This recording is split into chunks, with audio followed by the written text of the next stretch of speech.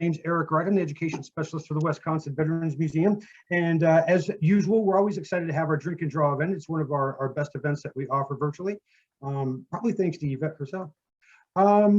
Before we get started, I just want to mention our sponsors. I would like to thank the Wisconsin Veterans Museum Foundation for their continued support and all of our free programming that we get to offer both virtually and our in-house programming. And as well, I would like to thank Generac Power Systems too for their continued support as a sponsor of the foundation. Tonight, we do have a closed captioning turned on. So if you want to utilize the closed captioning option, it should be at the lower part of your options bar at the bottom. Live transcript, it'll say CC on it. You can turn that on and you'll be able to read, but you're drawing, so I don't know, maybe you don't want to do that. Also, we do have our security features enabled tonight, so nobody will be able to unmute themselves or turn their cameras on. But if you do have any questions for Yvette, you can definitely send them in the chat function to either Molly or to myself, and we will relay those questions to her. No problem there. And on that note, let's turn this platform over to Yvette. Yvette, what are we doing tonight? Thanks, Eric. We are doing a special drink and draw with a printmaking component to it. Before we get moving on that, I do want to mention, Molly, if you don't mind letting folks in the chat know about the closed captioning, because those that need it may not have been able to hear that announcement. And then we will make sure that we get started and I make some good descriptions of what we're about to draw. So I'm going to go ahead and say thank you, Eric, and then I'm going to spotlight my video here. And we'll see you in a few. Good morning, good afternoon, everybody. As Eric said, welcome to Drink and Draw. We had a little bit of a change of course today. If you're looking at where I'm at, I'm actually in my basement studio today. We were gonna do a live from the storefront window from our museum. We were all set up for that, but you know, the weather came and we had a little bit of folks that weren't coming out to visit us. And that's okay. I think it's just great that we're able to have some really good, strong technology for you. And we're going to go ahead and show you the printmaking process and take our time with it as promised. And as we talked about in the last couple episodes, we are doing trace monoprint memory drawings. And that is in honor of what we've got going at the Wisconsin Veterans Museum right now, which is a special exhibit that's just open on Wednesday and will be up till the end of May. And it's Wisconsin Was There, sharing the legacies of printmakers who served in the military. And that is in alignment with the Southern Graphics International Printmaking Conference that is being hosted in Madison this week, Wednesday through Saturday. And we've been busy at the museum showing off some beautiful artwork, some prints from master printmakers who had incredible military careers as well. Myself included, I'm honored to have a print in that exhibit. We've had guest visiting veteran artists in our storefront window for the last 3 days. So if I jump my words, just forgive me, I'm a little bit tired, but I'm here for you. I've been excited to present this drink and draw for you. Shout out to some friends. I know I've got friends watching at our craft night. Hi to you guys. We have our security features turned on, so I won't be able to see your video or hear your audio, but please utilize the chat function. Molly and I keep our eye on it so we can answer all of your questions. And I will be as descriptive as I can because I know sometimes the closed captions capture my sentences with some odd words every once in a while. So I'll make sure I articulate and I'm as descriptive as possible. We've got a little bit of stuff to cover tonight, so I want to go over what a trace monoprint memory drawing is, first and foremost, and then I'm going to start with our supplies. So I described a little bit of what we were doing, and in printmaking, we use ink and printing presses. Sometimes it's screen print, sometimes we carve into wood, and we transfer that with that ink like a stamp onto paper.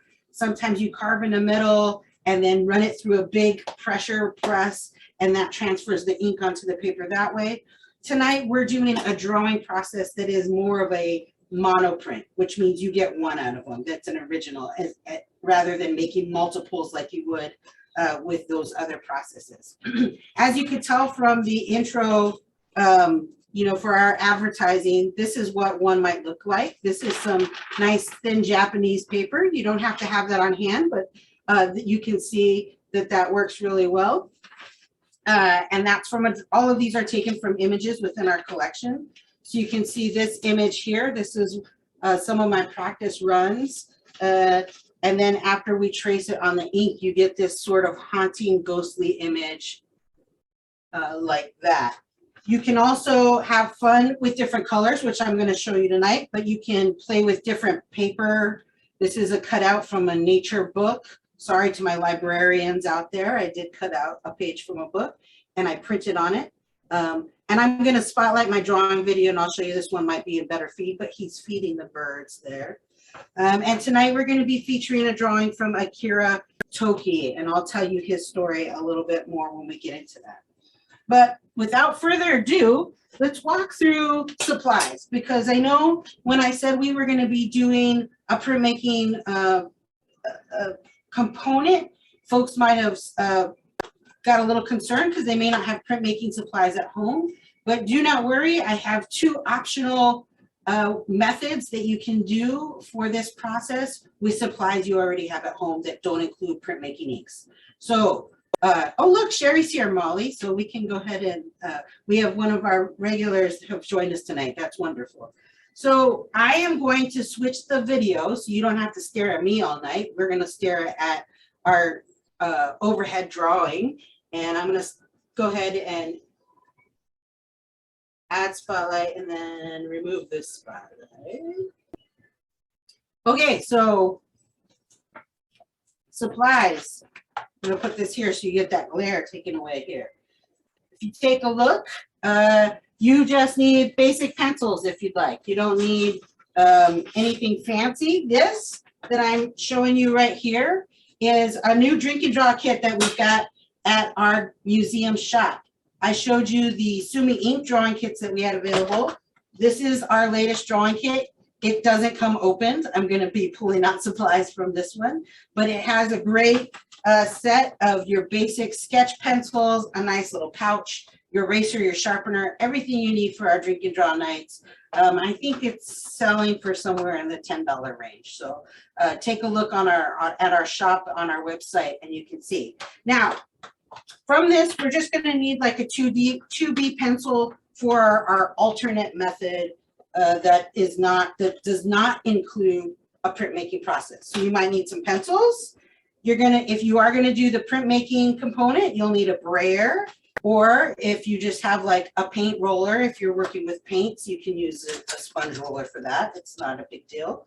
You're gonna need some styluses. And when I say that, drawing implements like a pencil, or like this is a pointed object that's got like its little rotary tool. I'll show you how I'm gonna use that. These are some ceramic tools that got like rounded edges on them. And then I have these really interesting pointed styluses that I use for ceramics and scratching out. I say I use for ceramics. I am not a clay artist. I've worked with clay artists, so I happen to have these on hand. So these are just really great metal styluses. They have a multitude of uses. But like I even have a bone folder, and you'll see how I'm going to use that. So think stylus, keep iPads, that kind of stylus. We'll need some of those. Again, if you want to use your alternate method, we could use charcoal pencils as well. We're essentially going to be making our own graphite paper for the alternate method. So if you've ever used graphite paper, which this graphite transfer paper, that's going to be the alternate process to the printmaking process. But not everybody has this. You might have remembered in Amber's Sumi ink tutorial, she mentioned graphite paper, and I showed you how you could make your own. That's kind of what we're doing tonight. Again, if you want to do that, charcoal is another option. One other option, and forgive me, we relocated from our storefront window and I left my crayons in the storefront window, but fortunately I already did a sample of that. If you ever did this as a kid, this is a really great fun way to kind of ease some stress or work with your kids. But you started out with applying use your different colored crayons and you're going to apply different colors. I'll go through that in a minute and explain what I'm doing with this. But if that's another alternate process that you can use, and you'll see like making our own graphite paper, what that is. You'll need a source image. So if you want to just follow along with me, this is going to be much more of a tutorial than an interactive than we usually have, but you're welcome to have your own printed out photo or image from home you want to use. You can pull one that we've had from other drink and draws. I think I put the fisherman online, and I just pulled some images from our collection that I want to show you some examples. I pulled this one because it has this really beautiful, like distressed look from where it was run through a fax or a machine or something. And it lends itself to really doing some nice horizontal line drawings. But you'll need source images or image. You'll need some paper. This is basic printmaking paper. It holds, you know, wet media, but it's a little bit thicker stock. It's got a nice smooth surface. You don't need the fancy printmaking paper. You can do this with just printmaking paper, and I'll show you an example of that from my practice run today, which ended up, I'll tell you the funny story about my practice run this afternoon. I have underneath all of this, as you saw when we started, I have a glass surface that because I'm a printmaker, I already have this prepped here for me to roll my ink out. You can use a piece of plexiglass. I believe I put plexiglass in the supply list. Or if you just want to have, you have a piece of plastic or cardboard, you can roll your ink out on that too. If you want to get into printmaking, your local arts and crafts store have these speedball kits for relief printmaking, and this functions as you put it, it's a bench hook, and you put it on your table. Oh, and I messed up the whole image. And you can put your relief block that you're going to carve on there, but you can also use it as a place to roll your ink up. So these are like $7 or $8 at your little local craft store. Thank you, Wisconsin Veterans Museum, for getting that for our artists this week. And you'll need a putty knife if you're going to be working with ink, and I'll show you what that is. And of course, you're going to need ink. So I'm using water-soluble printmaking ink. This can be used for etching or woodblock prints. This is Akua water-soluble ink, and that means that it will not dry right away. It'll hold up like oil ink, but you can clean it up with soap and water. And as you're going to see, we're going to clean it up with wet wipes. So I've got different colored inks here. You can also use the Speedball block printing ink, water soluble. If you are a printmaker and you're interested, you can always go with the professional oil-based ink. I'm not going to be using that tonight because I'm not going to deal with that cleanup for this, but this is my favorite black ink. It's the Super Graphic Black by Bill Fick. He's a really great printmaker. I've taken many classes from him. And so he's worked with Speedball to get his Super Graphic Black, and it's the quality of black that works really well on the linoleum block. So that's an option. Again, today, I'm just going to use the basic Akua water-soluble inks. You'll want some paper towels, rags. This can be a little messy if you're not used to working with this. I keep some mat board scraps around to use as little squeegees or cleanup tools. Those are always nice to have. And like I said, I can clean up with a basic rag, or I have some just wipes that I'll be wiping up. Or a sponge with soap and water works just fine for the process. So I think, and I talked about the printmaking paper and the copy paper, and then of course that Japanese paper that I was talking about, the real thick paper. This is very similar to what Amber used in her Sumi ink class, and we've sent some of this out with drink and draw kits. So that's what I'm going to use tonight, but you don't have to have that. Oh, and probably an important, this is just a piece of cutout mat, like for a picture frame, this is going to help keep our hands from rubbing on the ink, and you'll see as we get into that process.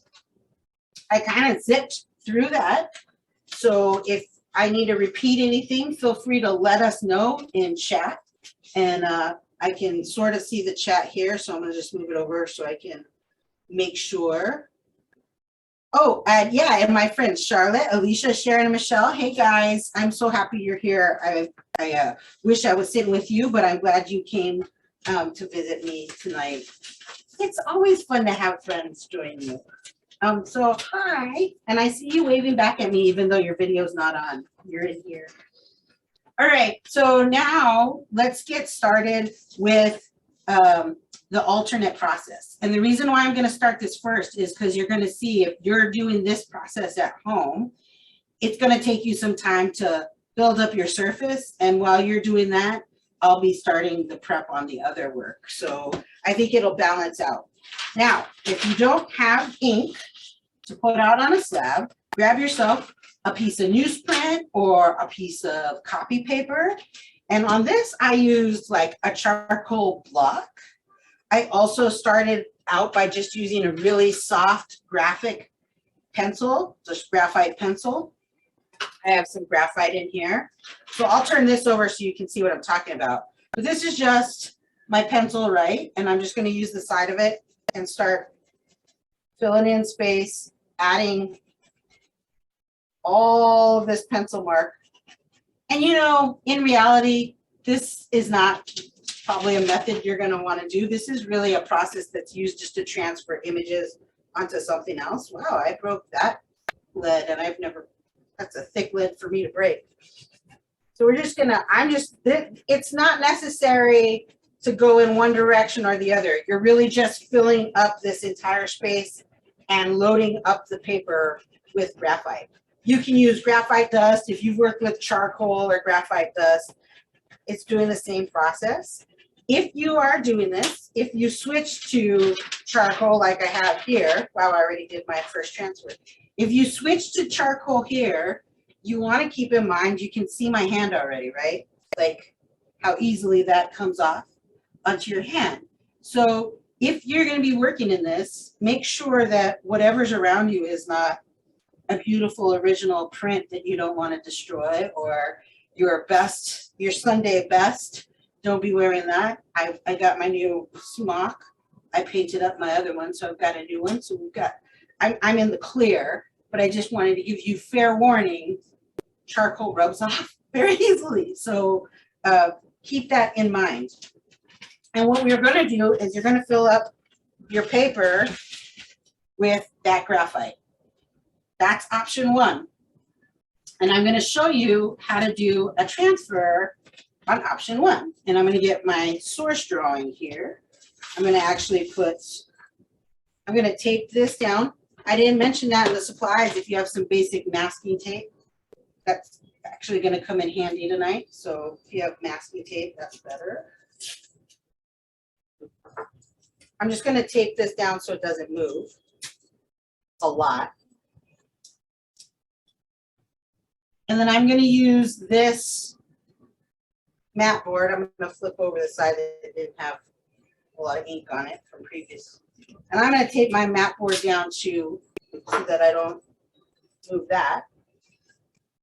And then I'm going to grab a source drawing, but I also want to share a funny story with you. Today, because we were concerned with technology issues in our front window, I videotaped this tutorial so that we could have it prepared for you. In the event technology failed us and we could just push play on a video, and I went through the whole tutorial and I drew my image, and I forgot one crucial step, the paper. And so I will show you what I ended up doing, which it didn't ruin anything except my source drawing, but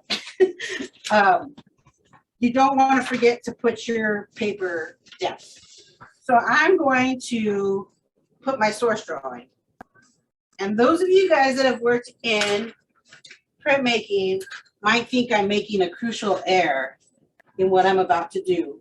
And I am, but I'm going to show you what I mean when I say I'm making a crucial error. So once again, just to show you my layers, right?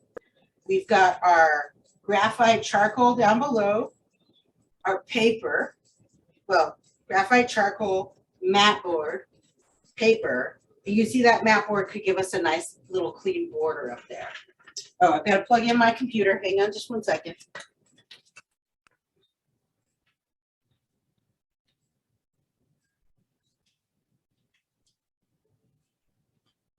Okay, so then I've got my source drawing. So when I do this, I don't want to put my, I don't want to have a heavy hand. If you've ever seen artists that have the stick where they use their arm to keep their hand off so they prevent themselves from smudging, this matte board's going to do a little bit of that, but I also have source images that are a little bit smaller than the matte opening. That's just because that's what I had around the house. But we're going to start, and you just take your stylus, or this is a pencil, and I am going to start tracing around the image that I want to transfer onto my drawing and make my drawing. And you're thinking, oh, well, it's just like transferring an image. That doesn't seem very fun. In the ink is where this makes this process really fun, where you get these really ghosty, hazy images. For this alternate, it's fun. It can be really fun with charcoal, but it's much more of a just trace transfer technique. And I would say you could play around with different color pastels and do this, and you could come up with a really lovely drawing with chalk pastels. I didn't even think of that as an option. Guess I'm gonna have to go in the next room and get my chalk pastels. You never know, I might do it. But I literally just did a couple of lines. And so I'm gonna take my source drawing off, and I'm gonna hope that it transferred onto this. It did. Okay, so I'm gonna flip this over. Oh, that's really light. So I'm gonna hold it up here. Let me see if I can get it for you. Okay, so you see where the lines have transferred. Now, if you're a printmaker, you're gonna know the crucial error I made. So in this, do you see how my numbers are backwards, right? They're not readable left to right. I'm sorry, yeah, left to right. They're the mirror image, right? So if you're looking at 32 for the 32nd, what happened when I transferred it is that you see the opposite side. That's a printmaker's crucial error. That's how you can tell you're a beginner printmaker, is you forget to mirror your image before you start carving your block or making your edge plate, because you have to remember the transfer is going to be the opposite. So even though I'm looking at this way, if I run it and I put a piece of paper on top of it and I run it through a printing press, when I pull that paper back, it'll be the mirror image. Excuse me. I'm just looking at a chat really quickly.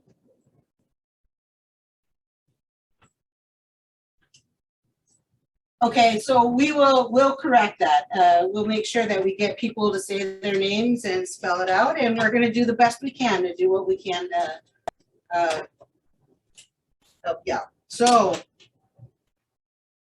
we've got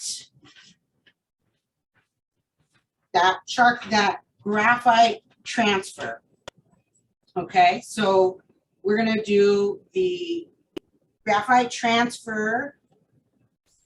If you don't have the ink, you can prep your graphite paper now. And I'm going to show you the other alternate option, which is going to be the crayon option. Now, the crayon option, like I just mentioned, I forgot my crayons at the museum, but that's okay because I have the preparatory drawing. So let me grab that really quickly, and I'm going to show you what I did with that. If you, maybe some of you maybe back in elementary school did this, you start out with all of your crayons and you make a bunch of different, you just draw colors, abstract, it doesn't matter where you go with it. Now, if you think ahead you might know where you want color to be revealed, so you might fill in those colors. For me, it took a little surprise out of it when I did that, but you can just put a rainbow of colors. And then on top of all of those colors, you take your black crayon and you cover it as thick a coat as you can with that waxy black crayon. And then you're going to continue to put that waxy black crayon on top. And then once you've got that, instead of this being a transfer drawing, this is much more of a reduction technique, which means we're going to pull away from the pigment. Again, I just am trying to give alternate options for folks that may not have printmaking supplies at home. But so I'm not going to, you could use a source drawing and trace on top of it, but that's not really what we're going to get out of this. Instead, I'm going to look at my source drawing and do some drawing like we've done in our normal drinking draws, where I'm going to look at a drawing and actually just draw, and I'm going to use my stylus and scrape away some of that crayon material. And I'm going to lower the camera to see if you can get a little closer image of what I'm talking about.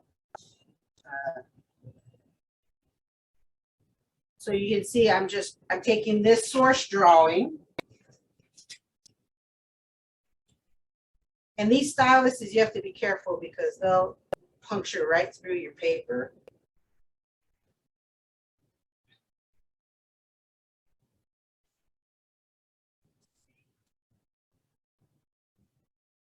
And I'm just free drawing here, so I'm just quickly going through this and scraping away material.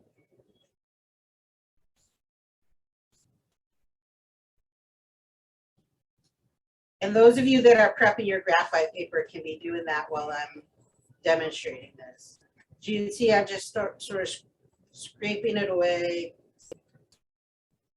You can play with line work. If you've ever seen those scratch pads that they have at the arts and crafts store, this is those black scratch art. This is very similar to that.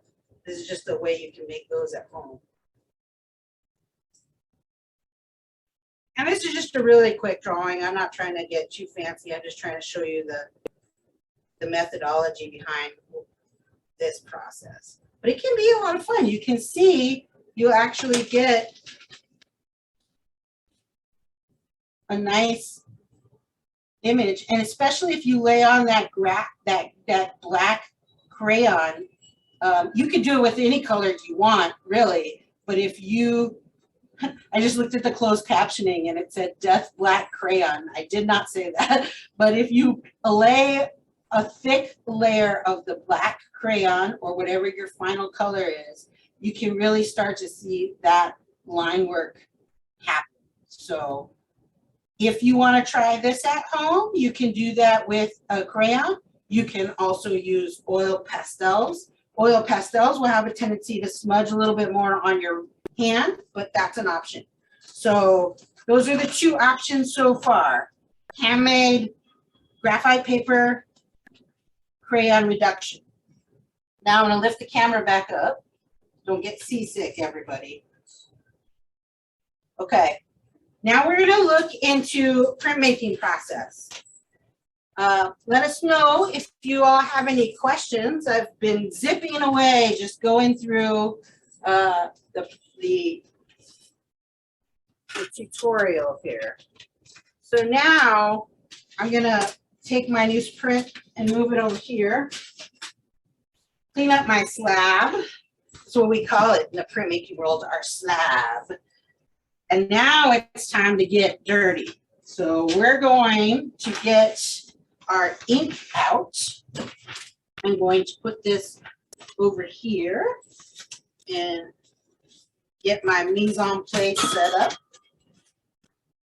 Appropriate to say that since I'm wearing my chef coat. All right, so this, I just want to show you what I did this afternoon. I had this wonderful image from Akira Toki at a memorial in Europe. He served in World War II. You can't really see it. It got a little shiny element there.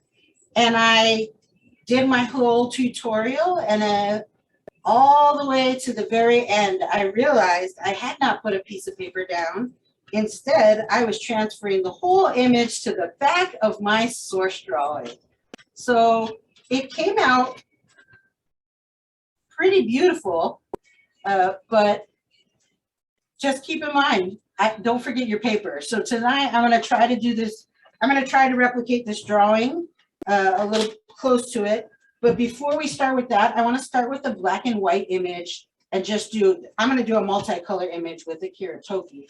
But I want to start out with just a regular black and white image. I want to ink up my slab because first I want to show you how the different styluses create different marks and what that looks like. So I'm just going to use black. You can sort of see the viscosity of that. It's a little thick, but it is runny. It's like a very runny, actually almond butter, not because peanut butter is a little thicker. So a really oily butter. And in printmaking, you normally put out a slab and then roll it down. I probably put a little too much out for what I need right now, but we can take care of that. So I'm gonna set that putty knife aside and I'm gonna take my brayer, and this is how you make your slab of ink. I messed up. I normally do this to the side that I'm not gonna be drawing on. So I'm gonna actually put some ink over here.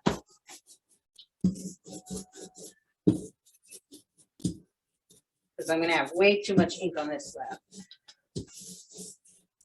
We just want to make a square, and you can tape off an area because you don't need an excessive amount of ink for this. So I got ahead of myself and started putting the ink in the area which I'm going to do my drawing. So I'm going to scrape some of this away and take it over here, and then I'm going to re-roll that. And when you're cleaning up, what I'm doing right now is very similar to what you're going to be doing. You just take that putty knife and pull that ink up. And I'll show you how we do cleanup a little later. You'll want some newsprint or a phone book around. If anybody still has access to a phone book, we use phone books in printmaking. That's what they're good for. But so you can see how much ink is still on my brayer just from removing. So I'm just making a nice light coat. And in printmaking, when you're inking up a block, you're much more aware of the directional nature of how you're going with your brayer. Similar in like when you're painting your house, right? They say go up, go at an angle, go up, go at an angle so that you have nice clean lines. We're not worried about that here. We're literally just using this ink here for us to make a transfer over. So we're going to put that there. I'm going to get my handy dandy mat board. So we'll put this here to keep my hands clear. See how that like cleans that area up nicely for me. Let's move there. Over a little bit. Okay, so we've got our nice wet ink slab. And then I'm going to just put a regular piece of paper so that you can see how the marks are made. So this is just one of the source images I have. This is something I used to see up for. I'm not actually going to be tracing on the image. I just want to show you what the different marks look like. So I have this ink tool that you can actually use it as a stylus for ink, a wood stylus. And I'm just going to use the end of the line, and I'm barely applying any pressure. And you're going to see that when there's a fresh slab of ink, it barely takes any pressure to make a transfer. So if you really want to apply a lot of ink, you can press hard or even use the side of it to gather you up a lot of ink. But I'm just using this thin, sharp angle of that. This is a little ceramics clay putty knife. I'm just going to do one streak down the side up there. another little stylus here. The really sharp stylus is a way you can get some thin lines. Just barely applying any pressure. This is the bone folder. So I'm just gonna do a little. And then you've got, did I already do my pencil? You've got your regular pencil. So I've just got a lead in this pencil. Just gonna do some lines like this. Circle, circle. And then I've got that rotary tool I told you about. Bottom right, which will be the bottom left when we reveal this. So just remind me, because I always forget where I use this rotary tool. You can sort of see, sometimes if you have a little bit lighter slab of ink, you get a nice dotted line. But I'm going to flip this over. So if you look, you can see the different types of line marks. Here's it. It did it really well. Do you see the little? It almost makes small hyphenated lines. That rotary tool. You can see the little dot pattern. But the ones where I was trying to make the thin lines came out fairly well. Circles, but you can see, even though I was barely applying pressure, you're going to get this tone on your drawings. I personally think that that's what makes these drawings special, is they have that little haze. And if you get really skilled at them and you take your time and utilize different colors or different weights, you can really get some beautiful drawings. The other thing is, I didn't mention, you can just use your finger if you want to fill in a large area of color. You can just use your finger and how quickly you can fill in big areas of color. You want to be careful with that because you can always add more, but you can't remove. I mean, you could scrape away, but you want to use that with caution. You want to be aware of your lights and darks. So that's how the marks are. If you're a printmaker and have access to a press, a lot of times people will do this on plexiglass matrices, and they will finish their drawing and then add a piece of paper to this, run it through a printing press, and this actually makes a positive negative print too. So there's a lot of things you can do with this. I'm gonna go ahead and leave my ink as is. I might clean it up a little bit. I might add just a little bit more. Take my mat away for a second. I'm going to add a little bit of ink. If you're a printmaker, the magic sound is this sort of, we call it a kissing sound. It's a little sizzle. It should sizzle. You don't want to hear it too tacky on your glass. You want to hear it sizzle, that little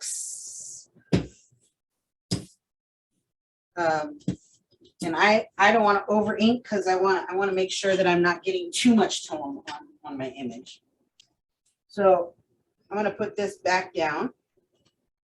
And then I'm going to pick a source drawing, a just black and white one.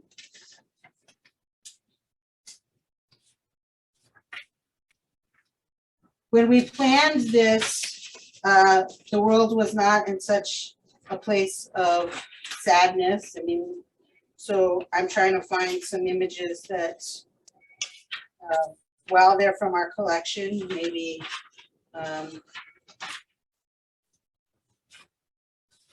can bring a little joy. I'll go ahead and do our fisherman again. So I'm going to place my paper, and I really messed myself up because I just want to show you. Normally I have a big wide table and I wouldn't do this. So don't do this. Do you see where my ink is and how close it is to my area here? Don't do this. This is live right now, so I'm going with what I've got.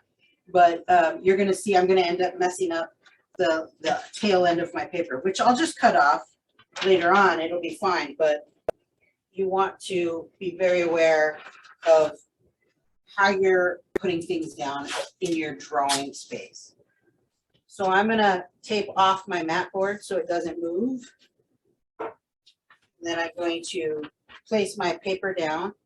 I'm also going to tape off my paper so I can, this helps if you tape off your paper and your mat board. Number one, your mat board won't move, but your paper, as we start drawing, you can start peeling it back and seeing if it's going in the direction you want it to go. So I'm going to lay this down. This is our fisherman. He is currently, this image is currently in our Souvenirs of Service exhibit. And it's a very Wisconsin image. I think it's the epitome of the Wisconsin veteran. No matter where you're at, you're going to find yourself a little fishing hole and a little fishing boat and find some time for recreation. So if you can't see it on the camera, but of course the background is a snow-covered area. So he's in Europe in the winter serving, and it's a very Madison. If you're from Madison, Wisconsin, we have a lot of folks that join us from out of town, out of country.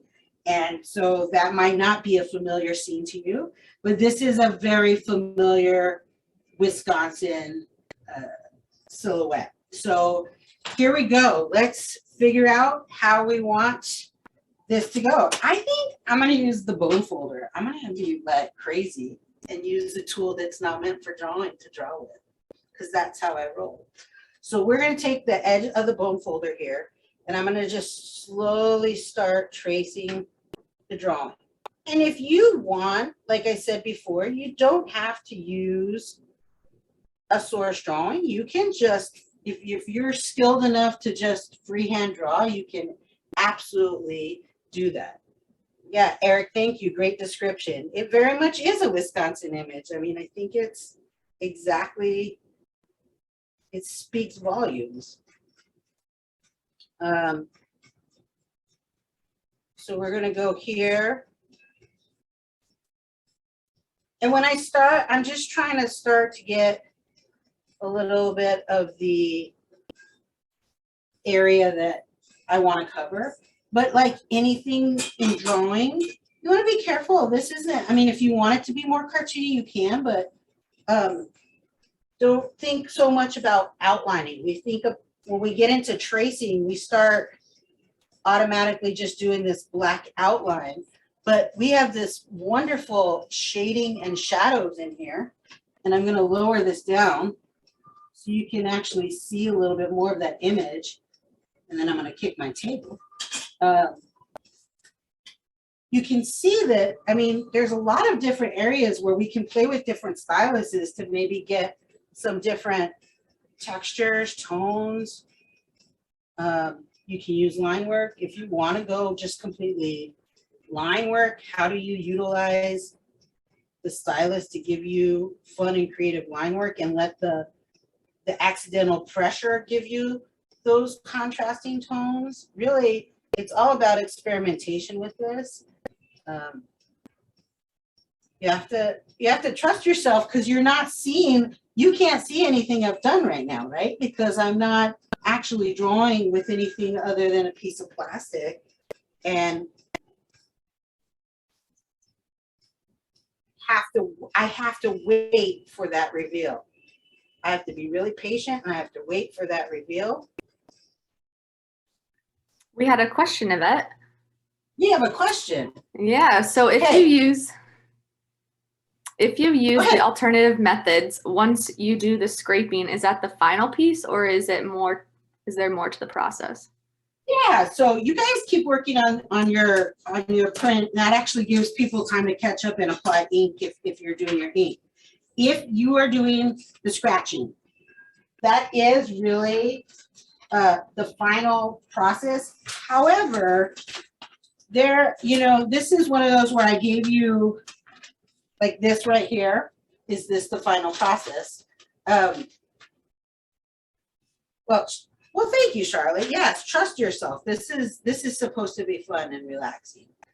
This image here, where we have the scratching away, one of the things you can do, especially tonight, if you're like, wait, I finished my drawing, now I'm bored, right? Like, don't do that. Like, look at your source drawing and now look at when you carved away the lines, was there different colors that revealed themselves, especially if you really use a lot of crayon on the paper? Can I now make a drawing where I am more definitive about my process, about where I'm going to lay down color? Or here's another option, and I'm going to pull the camera back, so forgive me guys for the movement again, but this is something we were going to do on the Akira Toki drawing, and we can get to it. You guys can see that. If you now have your image that you went from, you can also, like this drawing, I did a little Akira on the side here this afternoon, and then I did our fisherman profile here. I would go in and add some background. So we know the fisherman is on the dock. So maybe you take a scene from a different photograph and you carve into it. And I know that might sound like an obvious next step. And so you're thinking, well, what if I've got to a point where I don't really want to add any more imagery? What I would do is add some different color crayon work into the different areas here, try to figure out different shadows using different crayons, and then maybe work on some carved line work. There's not a lot of extra to do with this process. The name Yvette is referring, oh, Molly, sorry, yes. So the Akira Toki is the veteran that I'm featuring tonight. And Molly's going to put his story and link to his story in our chat.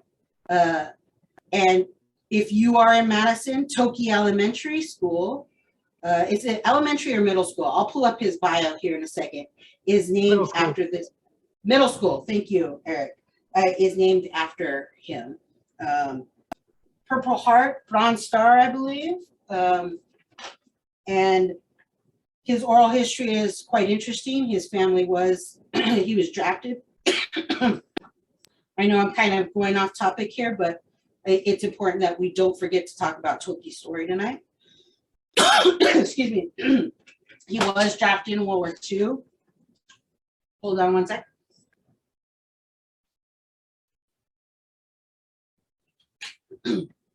But before his draft came up, he went ahead and signed up on his own.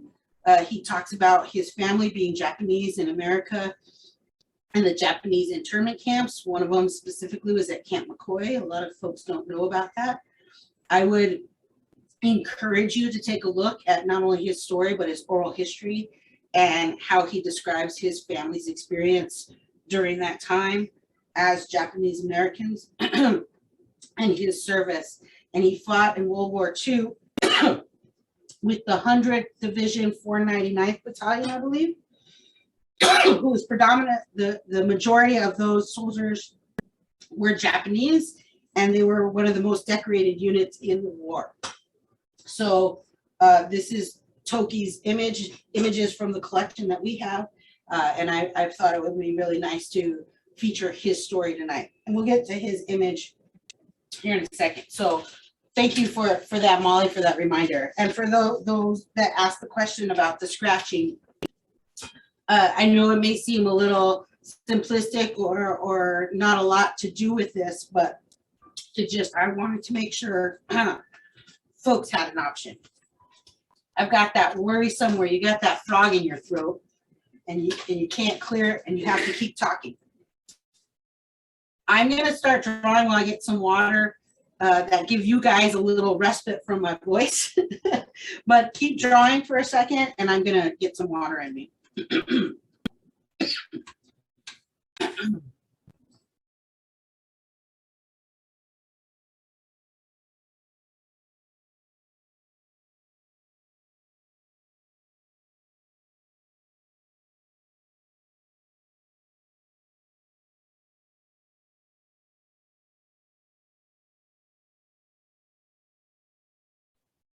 Okay, so I'm just going to show you so far what we've got here.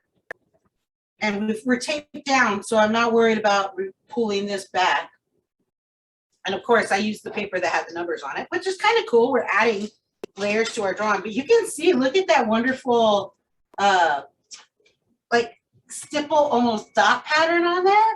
If you're really aware of the pressure you're putting, you can get this really wonderful stippling pattern. And this Akira ink will dry a little quickly, so it'll stay tacky for me, but you can't just leave it and go away and then come back like you can with the oil based inks. So I'm just going to do a few more lines on this black and white one just so you get the idea of how this looks. Now, if you did, I answered the question for the crayon scratching. I didn't answer for the graphite paper. Graphite paper is going to be more of the single lines, but if you use if you use a lot of charcoal, you can get some of this tone work with the charcoal too. So you can do that.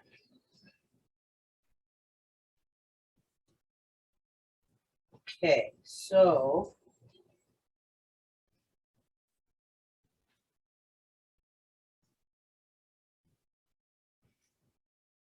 I'm gonna just keep, you can see where these dark areas are. So I'm actually going to use this little round tool since I don't want to use the end of my pinky, and I'm just going to get me a lot of, I'm going to pull a lot of ink up here.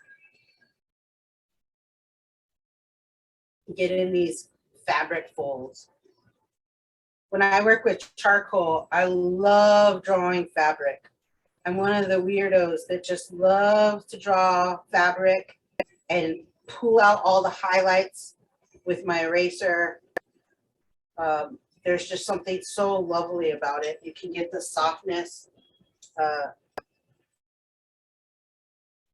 I'm a very painterly drawer, so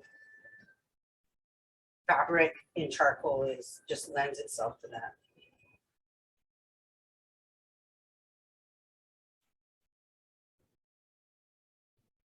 So I don't want to spend a ton of time on this fisherman because I did want to show you the opportunity you can do with using multiple colors. But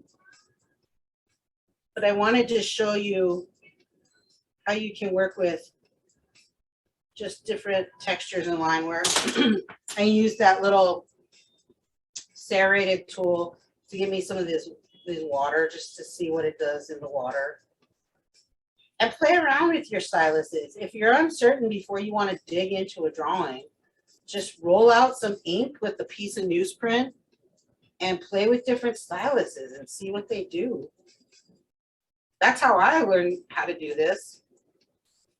I have a friend, the way I learned how to do this drawing was, I have a friend who's a fellow printmaker, and he does these trace monoprint drawings on these little tiny cards about this big. And he does one little image, we'll take a picture, we'll draw again the same little image, and he does little miniature animations out of it. And he just keeps using the same ink slab and just moves the drawings that way. I'm gonna tone him up a little. So let's see how we're doing this. Yeah, you can see we're really starting to get his, I'll turn this. You can see I'm really starting to get his figure in there.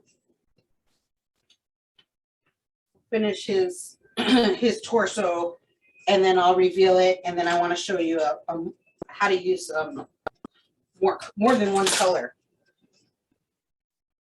So we're just gonna get the fingers here.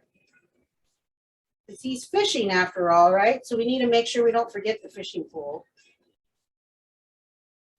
And my friend Alicia is probably laughing at me because of course I'm working with somebody using fishing again. We just finished a project with a giant fish in it. So of course I'm drawn to a fisherman.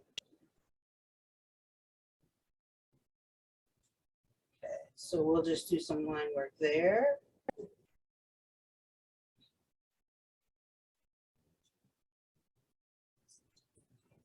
And I already did this drawing once, so you can sort of see where my previous marks were on the page, because I actually used a pencil. Pencil does a really nice line too. I like the way the pencil pulls up ink personally. And I love that you can use the side of a pencil.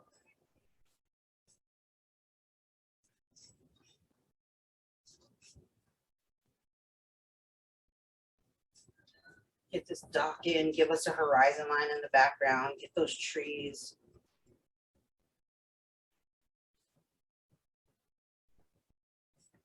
And the great thing about the ink is you can see I'm just putting those little hatch marks up there. I can do a little dots, and then you just let the ink work for you.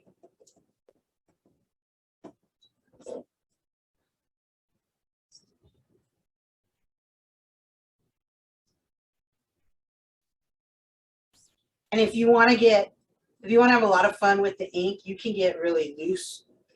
I've been too tight, but these drawings are really wonderful when you just let your hand go loose, like relax your hand. All right, let's pull back and let's see what we've got. Let me finish his face. I can't leave him with half a face. It's not fair.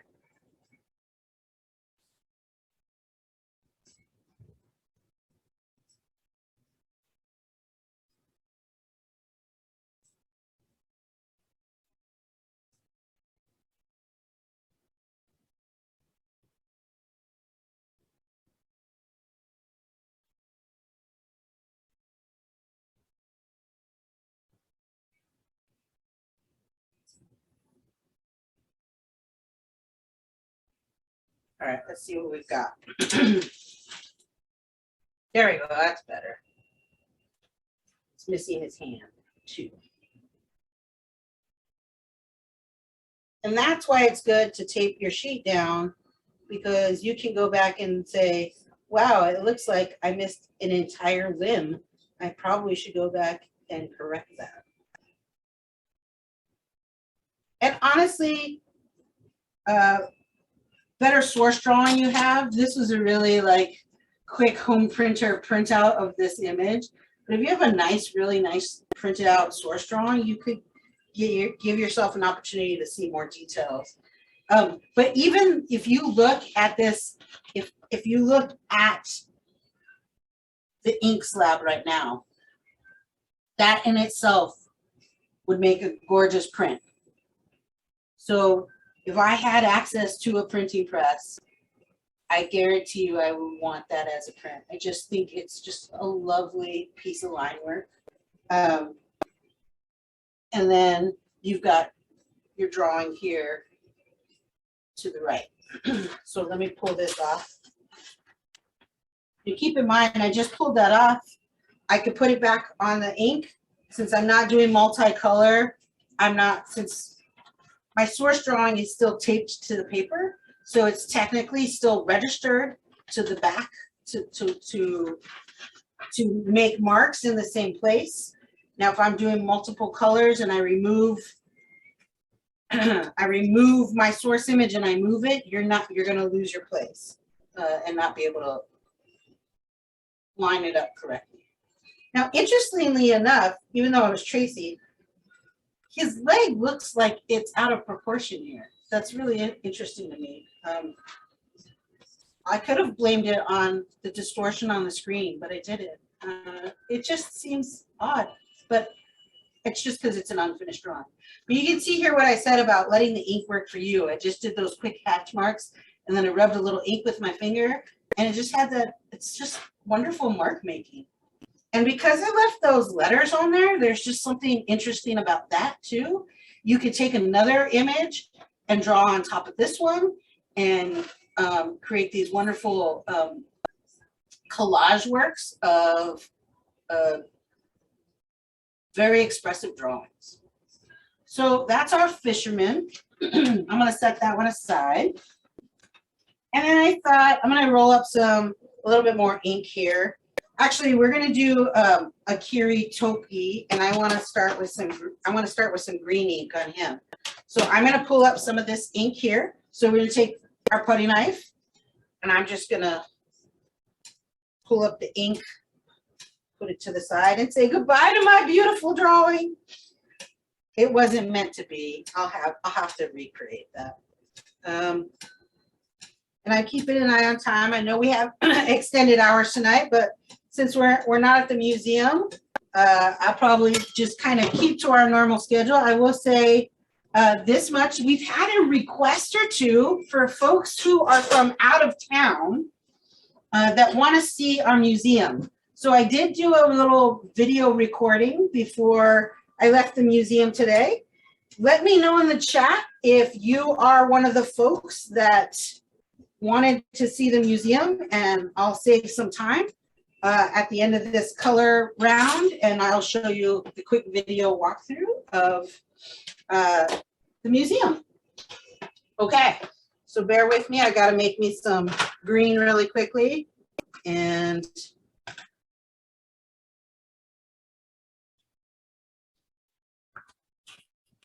because on this Akira Toki image, I want to start out with this green grass and give us a little tone work with the green. So I'm just going to make us some green real quick. I'm just using, excuse me, using yellow and blue. And I'm going to grab me a new brayer.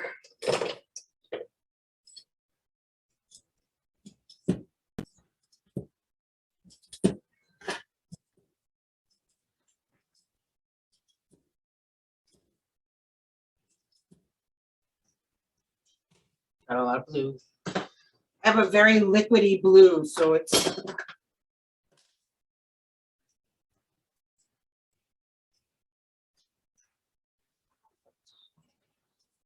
little bit more difficult to mix green.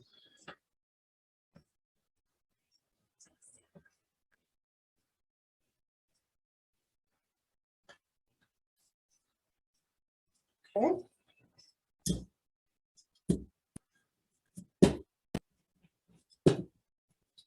You're thinking, but you've got black all over this, Yvette. What are you going to do? I'm going to grab me a wipe. So that's what's wonderful about these water-based inks. Oh, okay. One of our viewers said, I didn't request to see a museum, but I am out of town and was expecting to see some pieces in the museum. Yep, so we have prints that are up in the museum. So I'm gonna go ahead and we'll, let me just show you the green really quickly, and then I'll do the video so that you are able to see the artwork from the printmakers that we have on exhibit in this special exhibit. And you'll see that because I'm going to walk through the museum. And one of the cool parts about this exhibit is that for the first time, we, rather than having a standalone gallery that just has art, we've placed art within the displays with the historic objects of the Wisconsin military history. So you get to see the artwork created by veterans within the conflict of the time they served. And as somebody who spends her time researching art and studying art, placing them in that context helped me to read the art completely differently. It puts it in a different, you have a different perspective, even though the artwork isn't about the conflict that they're in. You get to learn about their service, and it starts to show the influence that it had on their work. I'm looking for my rag, which fell.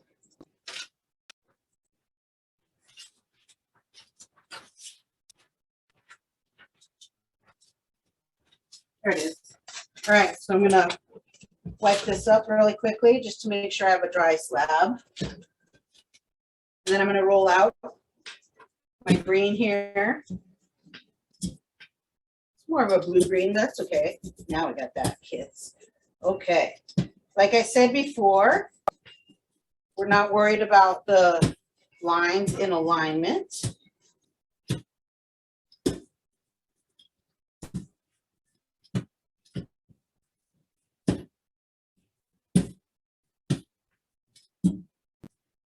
I'm this one's going to be a really quick overview because I really just want to show you the possibilities of what you can do.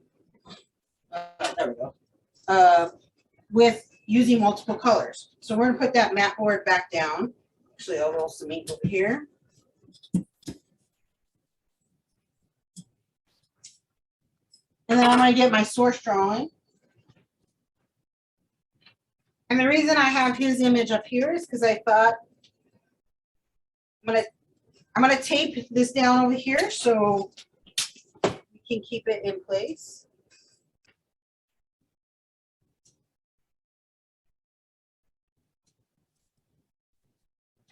And actually, this is the one where I told you I forgot the paper. We just had a comment that said, "Don't forget about the paper." Thank you, Charlotte. Almost forgot about the paper, so something about this image. You see how beautiful it comes out though when you use the greens. Sherry, I'm having some connectivity problems as we're getting storms. Can you find out if I'm going to show the museum? Okay, so why don't we do this? Just to make sure that, because I know that Sherry was one of the people that had requested to see the museum. So you guys get your slab if you have ink and you want to make some green ink, or if you want to keep working with the black and white. I'm going to the videos on my phone, which is what we're using as our drawing station. So if you guys want to keep working on your drawing, I'm gonna. If we stop my spotlight really quickly, Molly, I'm going to get my phone ready so we can share screen.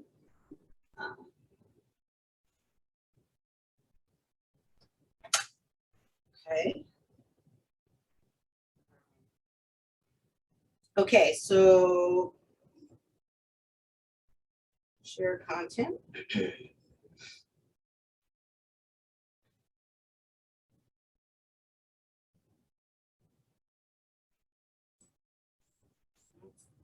Hang on a second.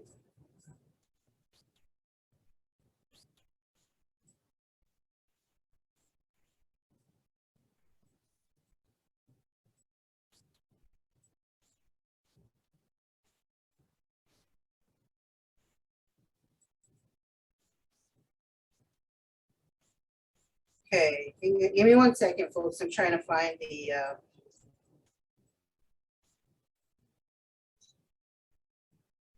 okay.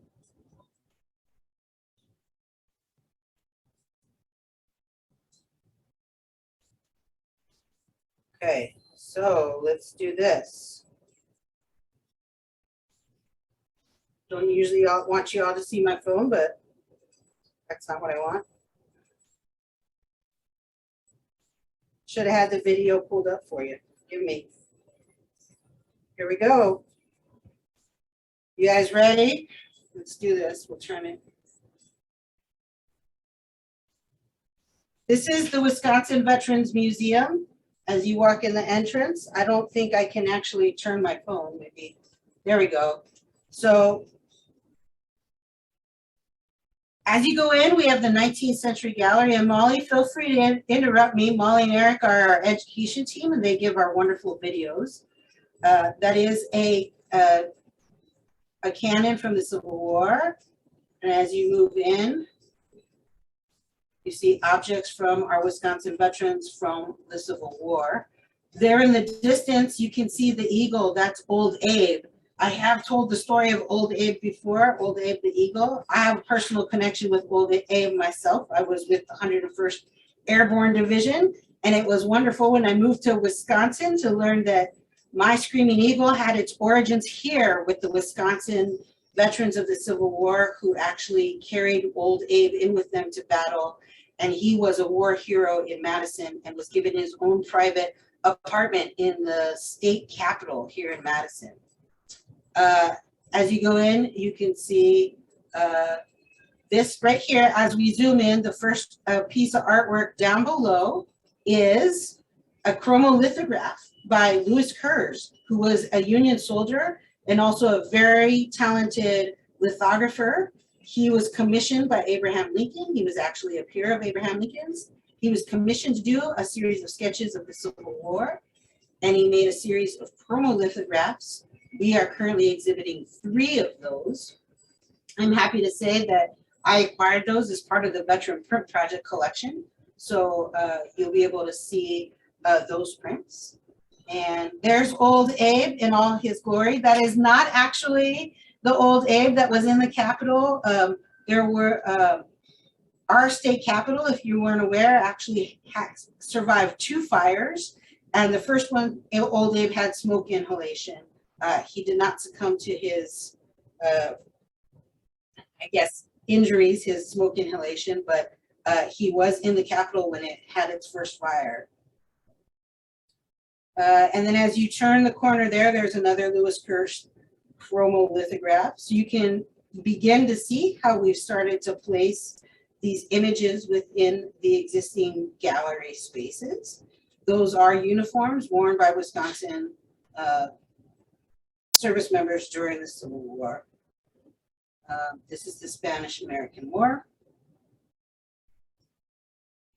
And this, of course, is a quick walkthrough. And Sherry, I hope you're able to see the video with your connectivity issues. Please be safe in the weather out there.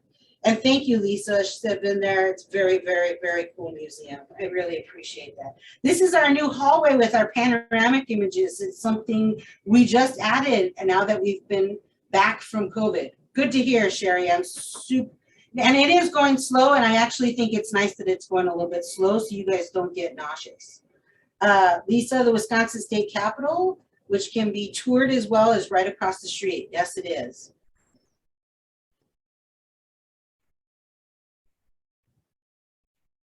Oh, yes. Are you talking about the chromolithographs, KP? So it said, when in college or high school, I vaguely remember the process which different color inks were used at one time, and that yielded some interesting pieces. Yeah, I will definitely explain that here in a second. And I want to explain the chromolithograph process because it's kind of ridiculous how they got those prints that look almost like paintings. They do look like paintings, but they're not. They're lithographs, and I'll explain what a lithograph is. I just want to make sure folks, as we go through the tour of the museum, you get an idea of what I'm pointing at. We've got World War I here, where I really started getting these works on loan. We've got Werner Drews was born in Germany and was actually drafted and fought with the German army during World War I. And he brought abstract expressionism to America. He studied with the Bauhaus, and he's known as the father of abstract expressionism in America.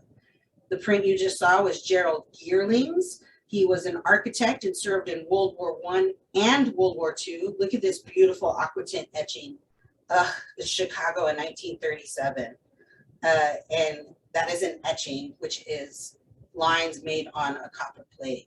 He, like I said, served in both conflicts, and he created a target identification unit, which is a special way to make maps that helped the maps look like they were drawn in the perspective as the pilots would see them from the air, so that when the pilot was reviewing the map, they would be able to identify their targets easier because it was drawn in the correct perspective.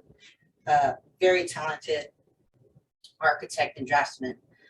Here we have our World War II, our Midwest Matrix. After World War II, veterans came back and were the first generation to really utilize the GI Bill in its full wonder, and they established incredible printmaking programs across the Midwest, which printmakers fondly consider the Midwest Matrix, and they're world-renowned printmaking institutions and universities. University of Wisconsin-Madison remains the #1 printmaking institution in the country to this day, thanks to these artists who were the professors in the 50s, 60s, and 70s. These 2 prints were done by artists who were in the Marine Corps in the South Pacific. And I see we're starting to freeze up just a little bit, but I think you get the idea. You can see a lot of folks don't realize just how big our space is. We have 3 full-size aircraft, as you can see on the ceiling there. We have our Medal of Honor. We have 4 Medal of Honors that the families donated to our collection. I believe we might have 5. Correct me if I'm wrong, Eric. We currently have 4 on exhibit. So those are a really, it's an honor to have those. That is not something that everybody has access to view. That's a Gibson bird print. This is a Richard Florsheim print. He was in the Navy, so he's going to be right by our USS Wisconsin bell. That bell was actually on the USS Wisconsin. Yes, we did see a Women in Defense exhibit. We have the women uniforms, and I was trying to get a Marie Bleck print. She was in the Waves. She served in the Waves in World War II and was also a WPA artist, and she did relief woodcut. Unfortunately, we were not able to secure that print in time for the exhibit. So I am the female representation in this show, but we do have uniforms of Women in Defense. We have some incredible women veteran stories, not only on exhibit, but within our collection, and we do highlight and promote those.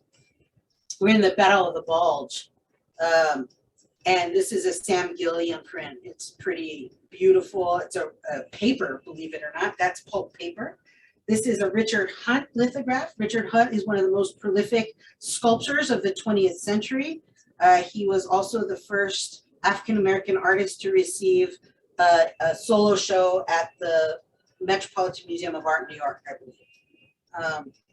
So these are, I'm really grateful to the museum to allow me to do this, to have curated the show. It's unusual. This is a Michael Flanagan. He served in Vietnam, was also a curator at the Crossman Gallery in Whitewater, Wisconsin. I spin around to show you our model of the USS Wisconsin, and I zoom in here because that giant bell that I showed you, if you look on the model, just dangling up there, you can see where the bell would have hung on the ship, and we actually have the actual bell in our collection and on exhibit. So this is the War on Terror. That's Gunner Granny. These mannequins are all modeled after actual veterans. Their faces are all constructed from actual veterans' faces. That's my print there in the corner. I'm actually post 9/11, not Gulf War, but I wanted to be next to Gunner Granny. That was her nickname in the Gulf War, so I'm not being disrespectful. This is Ash Curier's Transfers of War prints. So you guys are getting your own private curatorial walkthrough of the new exhibit of the Wisconsin Veterans Museum. And we have another temporary exhibit up, Souvenirs of Service, which I'm going to take you over to there right now. But you know, I follow through with my promises. I promised you a walkthrough, and here you go. You're going to go through, and this is our temporary gallery. And this is where we normally might exhibit art. You're welcome, Sherry. Oh, and thank you, Diane. Yeah, I'm happy to give the tour with the explanation. That's why I wanted to make sure you see Souvenirs of Service too, because Kevin Hampton, the lead curator on this, and the team worked incredibly hard to put this exhibit up as well. And then just right after it opened, months after it opened, they let me put all the artwork in the galleries too. So a really wonderful, generous staff that collaborates and works together. And this exhibit, look at this. This is a parachute dress. This is the Steiner parachute dress. He actually parachuted in and sent his parachute that saved his life to his wife, and she made a dress out of it. And we have that in the collection, as well as their oral history and story, talking about the process of making the dress. And she actually reached out to a special artist in Minnesota to use the ropes and do some intricate weaving rope knotting techniques on that dress. Yep, and Sherry said, I remember the program we did a few months ago. We featured a lot of these images in Drink and Draw. As you can see, this is the first time we're really using a lot of the images from our photo archive, because a lot of times folks don't see the amount of photography and image work that we have in the collection. A lot of these wonderful jackets, he bought that jacket from the Sears Roebuck catalog while he was overseas. I kind of zipped through this. This jacket has a funny story with embroidery. We talked about that one when we did the line work drawings. We did the one-line drawings with the jackets a couple months ago. got Vietnam era with all the Zippo lighters. And then you turn around and you see that wonderful Allison photograph as you exit the gallery. Allison is a photographer. He's the one person in our collection that's not a veteran, but he was a war correspondent. Yeah, so the doll in the drawer, he was a pilot and he was in England and they were getting bombed in England, and a woman pulled him off the street and showed him shelter. And he stayed the night with her and showed him shelter. And I'll keep with this story. This is our museum shop. This is where we were going to be filming tonight. So this is our storefront window. This is the window where we've been printing for the last 3 days. Our artists have taken up residence in our storefront window. So there is our museum. But the doll, the woman gave him shelter for an evening. And the next day, he was a pilot. The next day, he was off. She gave him that doll and wrote, oh my gosh, not safe travels. What does it say, Eric? Happy landings. She wrote happy landings on the doll, gave it to him and said, for luck. He kept him with him for every flight, and he firmly believes that that kept him safe. And until it was donated to our collection, he kept it in his sock drawer by his side. So it's a really, you're wondering why in the world would there be a doll in that drawer? Yeah, thank you. I think it is a nice museum. I'm like I said, I'm really grateful for the opportunity that they gave us to exhibit. I'm going to try to stop share here. Sorry, guys. I need to get back to my Zoom now. Okay, so you guys can see that again, right? What time are we at, Molly? How are we doing? It is 8:21. Okay, yeah, guys. So I think what we're going to do is, let me turn my light back on. I'm going to show you the Akiri Toki drawing that I did this afternoon. I hate to cut tutorial short, but I think for the benefit of everybody, I know we advertised this 7 to 9, but I want to get into a quick little cleanup and then be respectful of everybody's Friday night. We were hoping to be luring wonderful passersby into the museum as we were doing this drink and draw. It is here in Madison. It's snowy, slushy, rainy weather. And then I also realized tonight, Wisconsin, University of Wisconsin, has their opening game in March Madness, and they're playing in Milwaukee.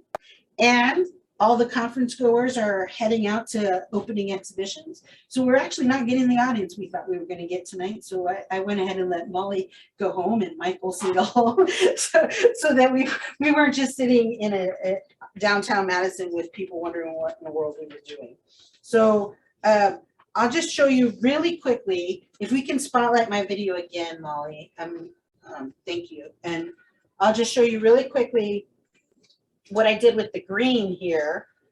So I layered down a green layer of ink, if you remember, before we gave the tour. And then you see this wonderful grass area where wonderful. I want to be more respectful. That, of course, is a memorial and a grave site in Europe. And so I'm just going to put some lines here.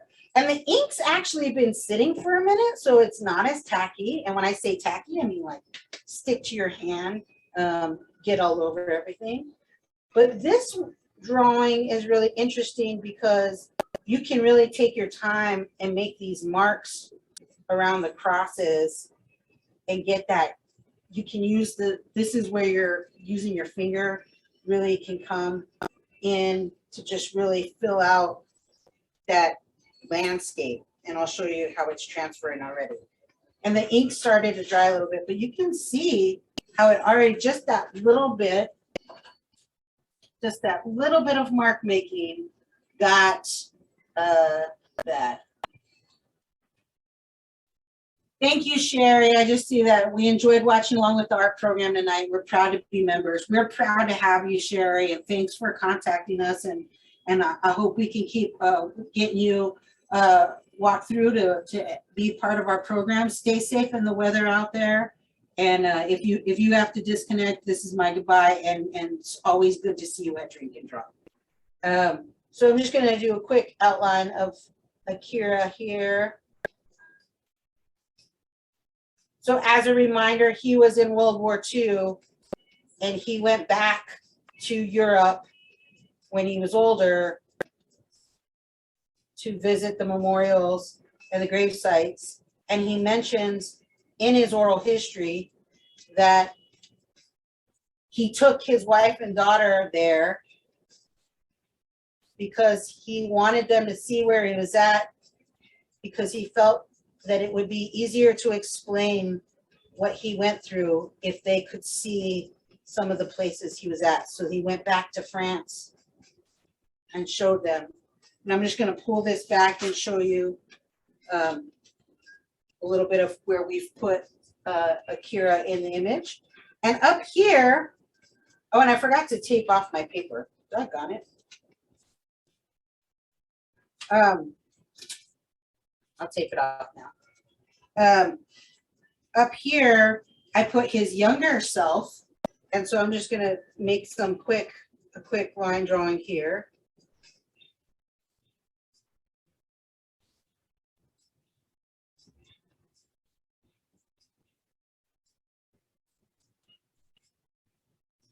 And it's what the reason I wanted to do this, and this is where I was saying you could stack different layers of colors, is this gives you that memory drawing of his younger and his older self, his younger self looking at his older self. So there he is there.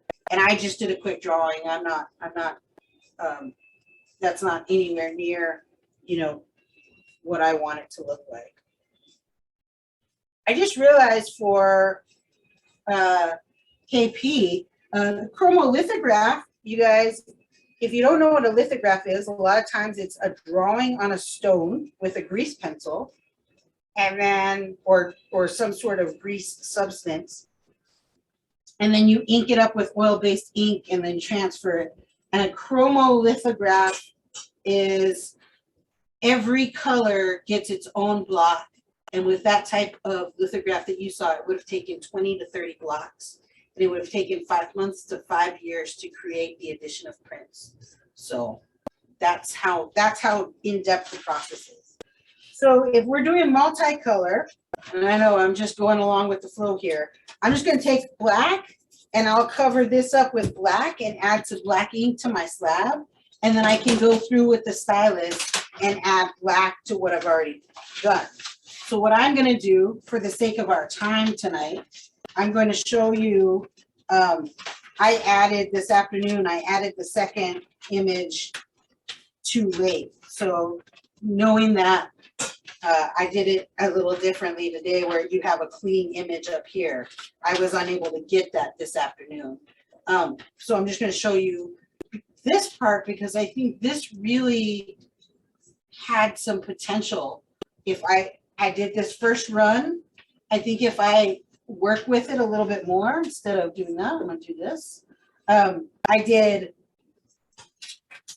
my layer of green first and really got some of that detail in, went and did the shrubbery, gave myself that horizon line, a little smudge work within the clouds, did my background of Akira here. And then I did a slab of blue and went in on the sky and really gave myself that blue sky. And I would probably do a different version, a lighter version of blue the next time I did it.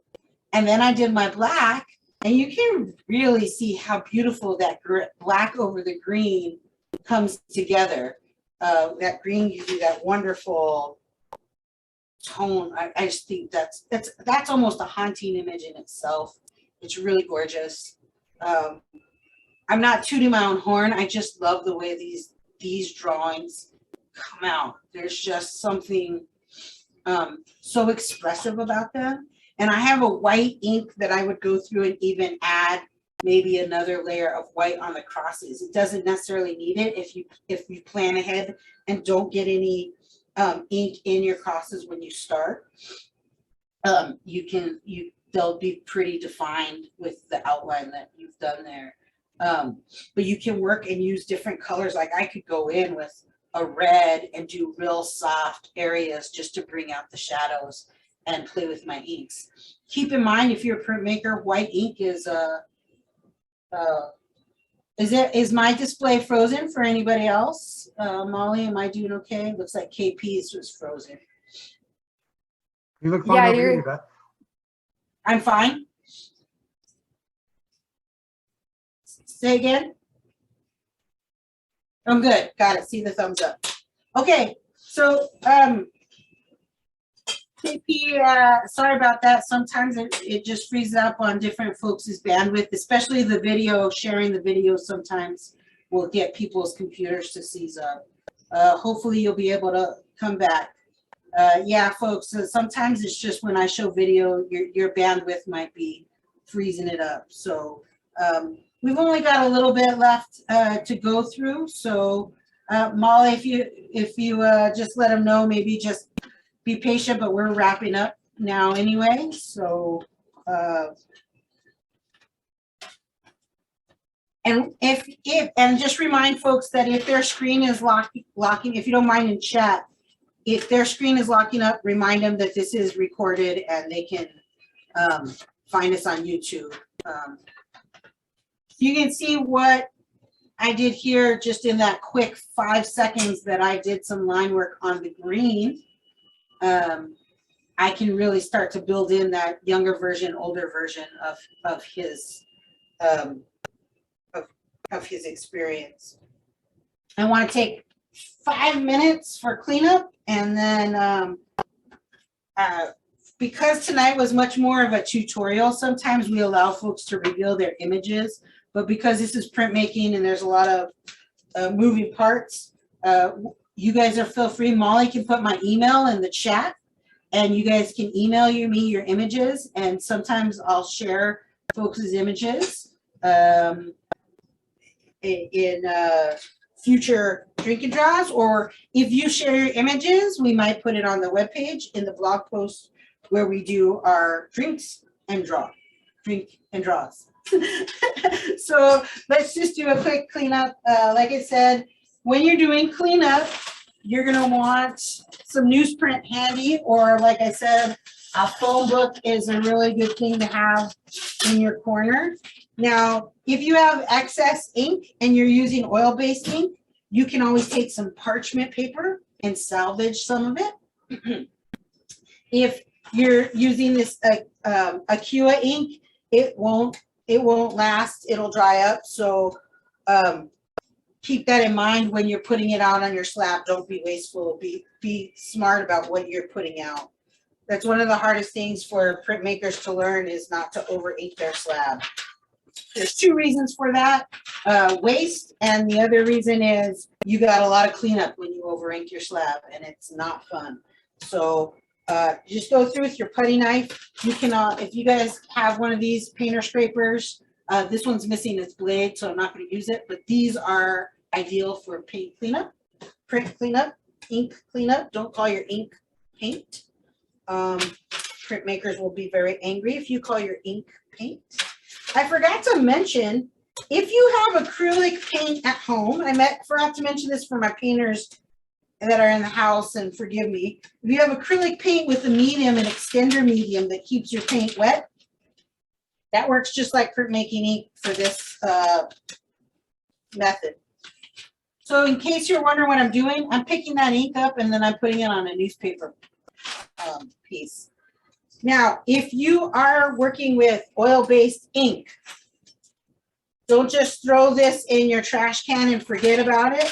It can be flammable, so you want to make sure you dispose of it correctly. You want to put it in your trash and maybe get it out to your trash canister right away. Don't just let it sit in your studio. Safety first, everybody.